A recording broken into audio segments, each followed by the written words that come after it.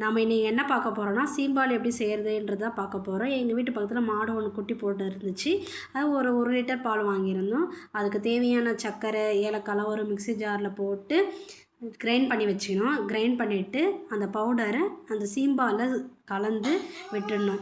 ஏன் வந்து கலந்து விட்டுடணும் அப்படின்னா, சீம்பால் வந்து ரொம்ப ரொம்ப திக்னஸாக இருக்கும். அதனால் சர்க்கரை ரொம்ப கரையாது. அதனால் நம்ம பவுடர் பண்ணி சேர்த்துக்கணும். நல்லா கலக்கிட்டு அதுக்கப்புறமா ஒரு இட்லி பாத்திரத்தில் ஒரு ஸ்டாண்டை வச்சு தேவையான தண்ணி ஊற்றி நம்ம கலக்கின பேட்டர் அதில் வச்சு ஒரு 20 or 25 மினிட்ஸ் நல்லா வேக வச்சு எடுத்திங்கன்னா சீம்பால் ரெடி ஆகிடும். சீம்பால் ரெடி ஆகிடுச்சு பார்த்திங்களா? சீம்பால் ரெடி ஆகிட்ட உடனே அதுக்கப்புறமா ஆற வச்சு தாங்க நம்ம எடுக்கணும்.